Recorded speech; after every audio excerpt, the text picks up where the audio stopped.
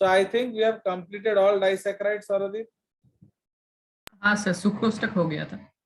हाँ, तो अब हम लोग डिस्कस करेंगे उड़ा क्या? दिया था, सेलो वायरस उड़ा दिया। यस, तो अब हम लोग उड़ा देंगे अदर्स, ठीक है कि नहीं? अब हम लोग उड़ाएंगे क्या? ट्राइसैकेराइड्स। तो अब we will study non JCRT content.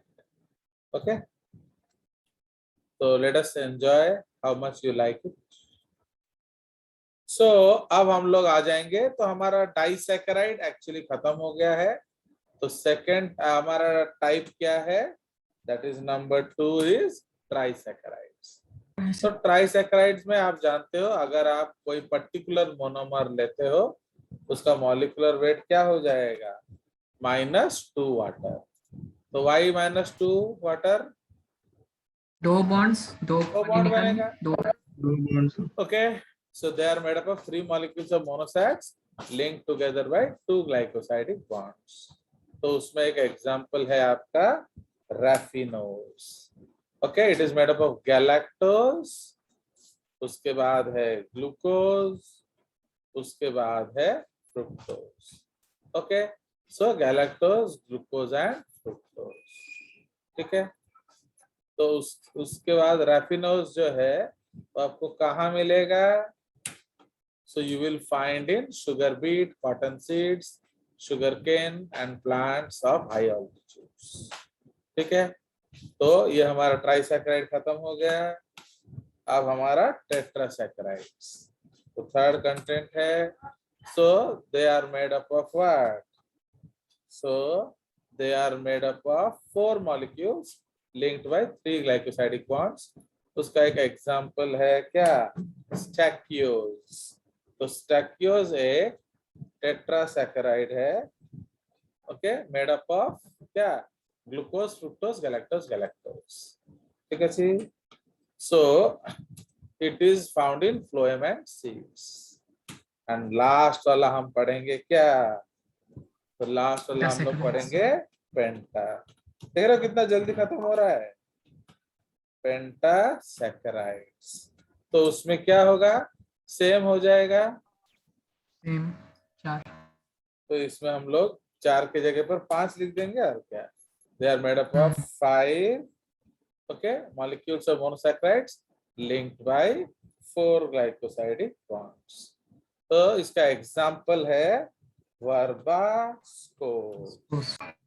तो this is a pentasaccharide, okay, made up of, एक और गैलेक्टोज ऐड कर दो, और क्या? क्लियर? तो ये सारा हमारा ओलिगोसैकेराइड हो गया फिनिश, ठीक है। तो हमने डाइसैक पढ़ लिया, ट्राई, टेट्रा, पेंटा। बाकी थियोरेटिकली तो है, बट एग्जांपल मिलता नहीं है, इसलिए वो पढ़ाया नहीं जाता है। तो उसके बाद हम लोग का नेक्स्ट हेडिंग क्या है? पॉलीसैकेराइड्स। ओके, तो next heading you will read is polysaccharides, okay, capital C। Now तो व्हाट इज पॉलीसैकेराइड? इसमें आपका कितना होगा? मैनी होगा। आपका भी एक क्लास टेस्ट होगा एनिमल टिश्यूज का, ओके, इसलिए तैयार रहेंगे। जो मैं अलग अलग अभी मैं अलग अलग टेस्ट लेता था ना, जैसे नर्वस का ऐसे लूंगा सोचा था, बट अभी वो सब कैंसिल कर दिया मैंने। अभी सिर्फ एक ही टेस्ट होगा एनिमल टिश्यूज, एकदम नीट लेवल का होगा, इजी इजी, और क्या, ठीक है। आपको और कुछ, क्यों सर? अब कुछ अच्छा नहीं दिया जाएगा आपको अभी, बिकॉज ऑफ योर मिसबिहेवियर। इसलिए पूरा मैं, जैसे हमारे यहाँ क्या होता है, बायोकेमिस्ट्री का अलग टेस्ट होता है, कार्बोहाइड्रेट का अलग, प्रोटीन का अलग। अभी तुम लोग का एक ही टेस्ट होगा बस, पूरा बायोकेमिस्ट्री का, वो भी एकदम इजी लेवल होगा, नीट लेवल होता है, बिकॉज वो आपका न्याय का जो पार्ट है वो। चलिए, तो पॉलीसैकेराइड्स में हम लोग क्या पढ़ेंगे? सो दीज आर, बिकॉज आप लोग देख रहे हो कि नहीं, पहले जब आए थे आप लोग कितना बोलते थे क्लास में, अब कितना बोल रहे हो? पहले सब बोलते थे, अभी सिर्फ सौरदीप बोल रहा है। इसका सिंपल मीनिंग क्या है कि बाकियों को नीट नहीं चाहिए मेडिकल, बाकी सिर्फ बोर्ड लेवल के लिए आए हैं ना, क्या बोल रहे हो उदित? चलिए, सर मैं भी बोलता हूँ। हाँ तो तेरे को नीट नहीं मिल, तेरे को कुछ नहीं, बोर्ड दे देंगे और क्या। चलिए, सो दीज आर क्या, made up of more than 9 monosac residues, है कि नहीं? उसके बाद मॉलिक्यूलर वेट इज क्या, ग्रेटर देन चलिए 10 किलो डाल्टन, डाल्टन। मतलब 10,000 ग्रेटर देन 10,000 10,000 AMU, क्योंकि 1 डाल्टन इज 1 AMU, समझ रहे हो? तो जस्ट आपको याद रखने के लिए, now these are insoluble. And एक और चीज भी आपका मैंने डिसीजन ले लिया, आपका कोई डाउट सेशन अब से नहीं होगा, no doubts will be entertained, okay? So तो ये तो अब एनसीईआरटी पढ़ोगे तो क्या डाउट्स आएगा? एनसीईआरटी पढ़ने से डाउट तो आप पूछते हैं। नहीं, एनसीईआरटी पढ़ने से तो डाउट्स आएगा नहीं ना हमारा। चलिए, so these are insoluble in what? They are insoluble in water water due to their large size. large size, ठीक है? तो लार्ज साइज के कारण वो insoluble in water, ठीक है? उसके बाद क्या लिखेंगे? They are optically also optically inactive and they are optically opaque, भाई कहीं चला? They are optically opaque, understood? So this is the case. तो ये आपका पॉलीसैकेराइड हो गया। Now polysaccharides can be classified into different categories on the basis of क्या, different parameters, ठीक है? on the basis of different parameters, कोई शक? तो इसीलिए आपका जो डिफरेंट पैरामीटर्स है उसके आपका दिया जाएगा। तो उसमें सबसे पहला पैरामीटर हम लोग क्या लेंगे, बोलिए? तो उसमें लेंगे हम लोग suppose A classification on the basis of chemical composition, okay? Classification on the basis of chemical composition। तो ये आपका 2 कैटेगरी का आ जाएगा। फिर अभिलाषा भी दुखी हो जाती है ना, इतना इतना पढ़ना पड़ता है, तो उसको जेसीईआरटी नहीं चाहिए एक्चुअली, इशिता को भी नहीं चाहिए, तो इसलिए हम लोग कमा देंगे, ऐसा ही है। तो इसीलिए हम लोग एकदम 0 कर देंगे जेसीईआरटी आपके। चलिए, तो अब इस हेडिंग में हम लोग क्या पढ़ेंगे? होमो पॉलीसैकेराइड्स एंड, देखा ना आप लोग का ये टेलीग्राम टेस्ट भी बंद हो गया, सब बंद करवा रहे हो आप लोग, तो इसलिए इसका मतलब क्या है, आप सक्सेस हो गए कि नहीं? आप हर चीज बंद करवा रहे हो धीरे धीरे, तो फिर कैसे होगा? चलिए, आप लोग के पास शायद मैजिक होगा या पैसा होगा, खरीद लोगे सीट।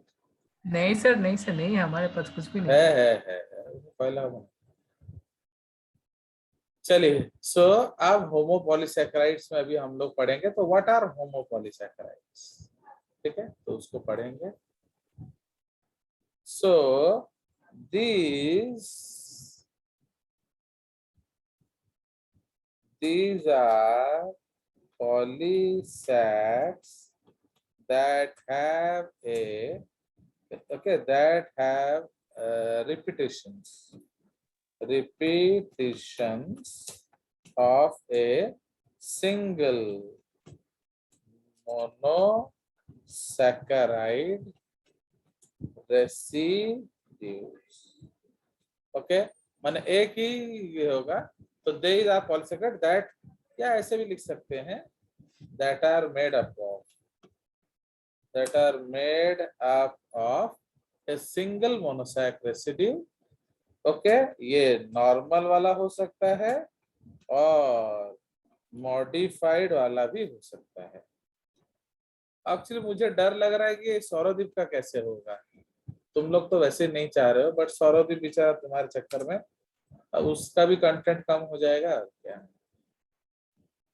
ठीक है, सो दीज आर पॉलीसैकेराइड्स।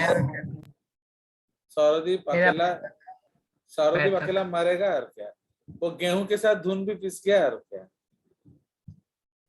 चलिए, तो these are polysaccharides that are made up of a single monosaccharide residue, है कि नहीं, एक ही मोनोसैकेराइड का पॉलीमर होगा। ठीक है जी।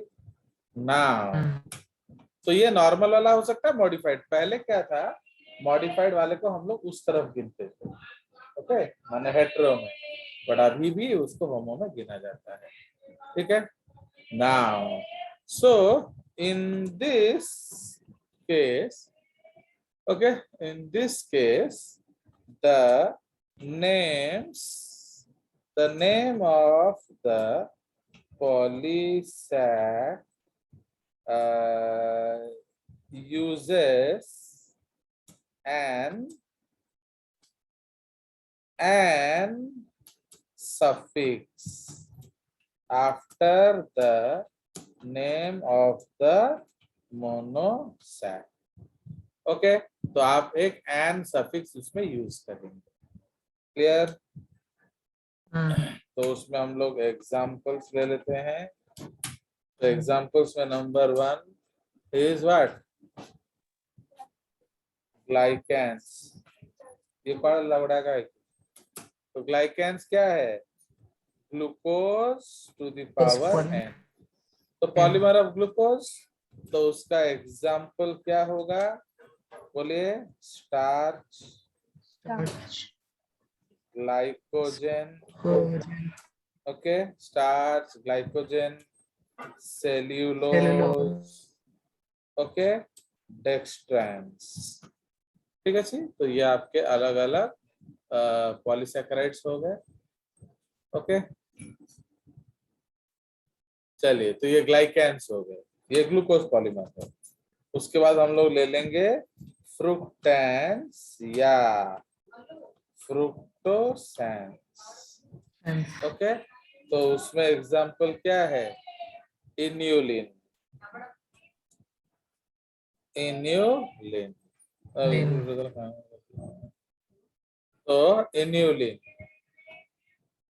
फाइन। तो inulin, don't confuse with insulin, ये इन्यूलिन है, ये अलग चीज है।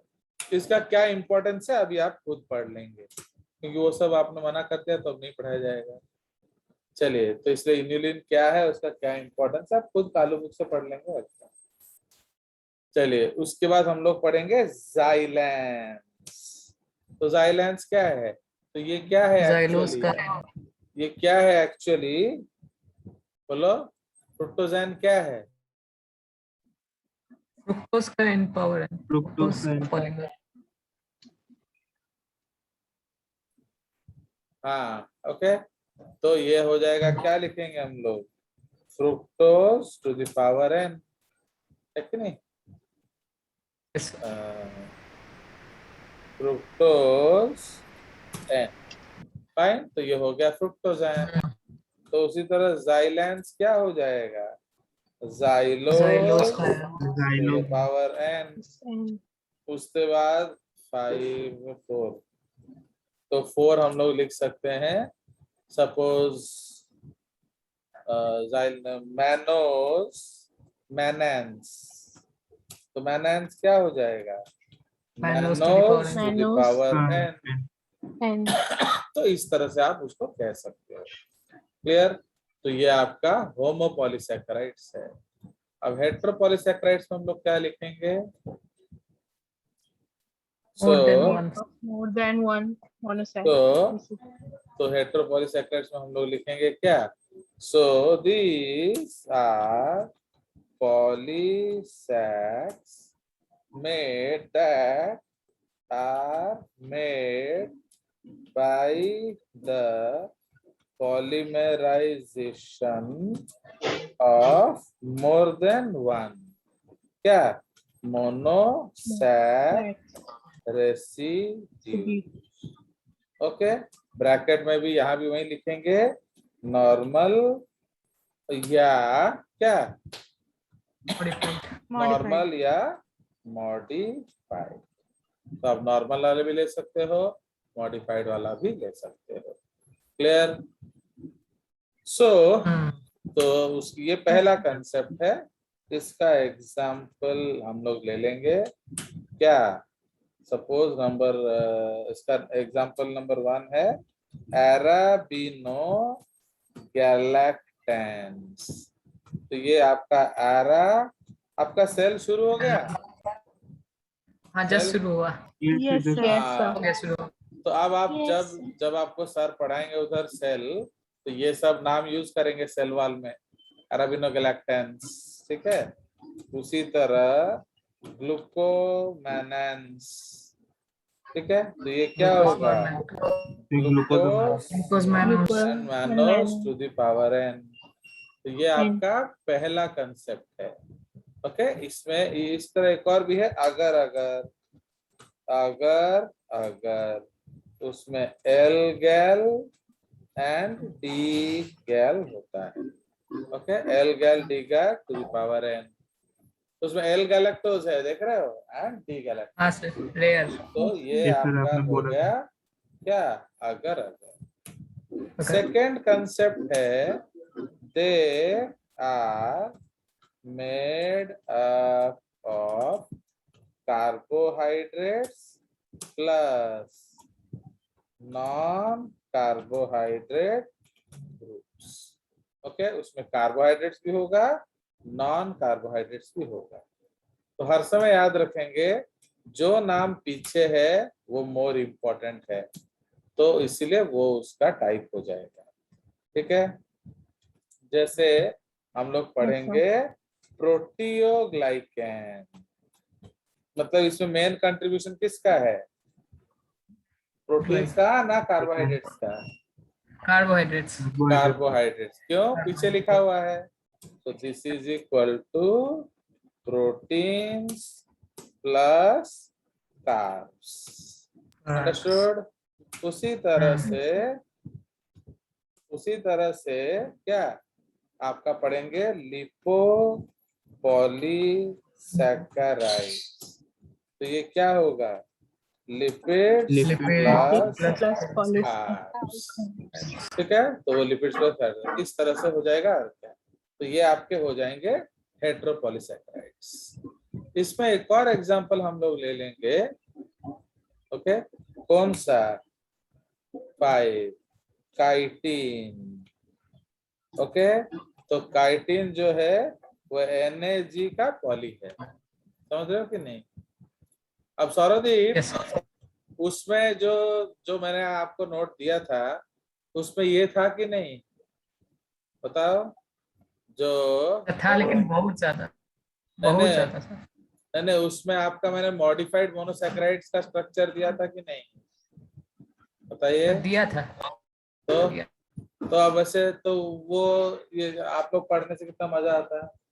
जैसे ये NAG क्या है बताओ, N-acetyl glucosamine। तो ये मॉडिफाइड हो गया है कि नहीं। तो इस तरह से कितना सारा हम लोगों ने नोट में मैंने आपके लिए बनाया, बट ना तो आपने नोट लिया और ना ही पढ़ा, तो भगवान भला करे, और क्या है कि नहीं। चलो, आप लोग को इसलिए घमंड है ना कि हमें कालू तो दे ही देगा, बुलाई दे, तो इसीलिए कालू आपका बुक मिल गया ना, आप लोग इसलिए प्राउड हो गए। अब समझ रहे हो मैं क्यों बोलता हूँ कि कालू काला कर देता है। चलिए, तो अभी आप लोग सब काले हो गए हो, तो अब आगे तो गड़बड़ है। तो ये आपका क्या हो गया, chemical classification on the basis of chemical composition, ठीक है। तो अब हम लोग नेक्स्ट में क्या करेंगे, classification on the basis of function. Okay, to classification of carbs on the basis of their function. Okay, तो इसीलिए उनके कर्म आधार पे उसका क्लासिफिकेशन अब होगा, ठीक है। इसलिए इसका मेनली दो फंक्शन होता है, एक है फूड स्टोरेज, एक है स्ट्रक्चरल, बट वैसे देखोगे तो बहुत सारा फंक्शन होता है। क्लियर?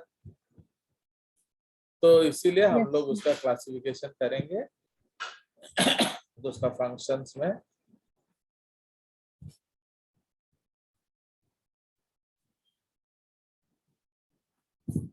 ओके, तो आप सबसे पहले क्या हो गया, रिजर्व फूड मटेरियल। तो are ideal for storage food, तो इसका बेस्ट एग्जांपल क्या है, starch, glycogen Glycogen. And inulin. Okay, तो स्टार्च, ग्लाइकोजन, तो ग्लाइकोजन को हम लोग क्या कहते हैं, एनिमल स्टार्च, एंड इन्यूलिन को हम लोग क्या कहते हैं, डालिया स्टार्च। अंडरस्टूड? तो उसके बाद है फ्यूल सब्सटेंस, मतलब they are used as source of energy. उसके बाद है स्ट्रक्चरल कंपाउंड्स, सेल्यूलोज आ गया, काइटिन आ गया, ये सब स्ट्रक्चरल कंपाउंड्स हैं।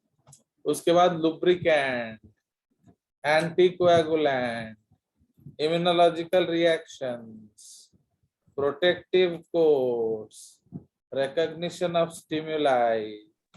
ओके, ये सब में कौन मदद करता है, आपका carbohydrates. Medicinal value, gelling properties, अगर आपको जेली बनाना है घर में तो भी आप कार्बोहाइड्रेट्स को लेंगे। ओके, तो ये आपका हो गया बहुत सारा। तो इसमें हम लोग थोड़ा उसको हाईलाइट, टाइम पता नहीं चलता ना, तो उसको थोड़ा हाईलाइट कर देंगे। चलिए, तो ये रिजर्व फूड मटेरियल हो गया।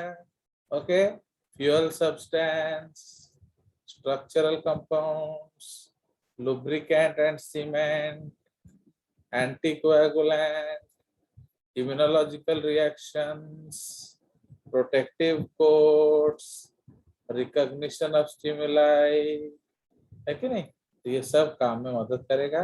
Medicinal values, gelling properties and क्या, इस तरह से आपका बहुत सारा है। अब थोड़ा स्पेसिफिकली डिस्कस करें, तो इसमें हमने देख लिया कि फूड स्टोरेज कौन कौन सा है, स्टार्च, ग्लाइकोजन एंड इन्यूलिन, ठीक है। फ्यूल में कौन यूज होता है, मोस्टली ग्लूकोज। तो पूरा आपका ग्लूकोज जो है वो एनर्जी में यूज होता है। आप तो पढ़े ही होंगे ग्लाइकोलाइसिस, वाइकोलाइसिस, स्पेशल केवीपी क्लास में, तो उसमें आप जानेंगे।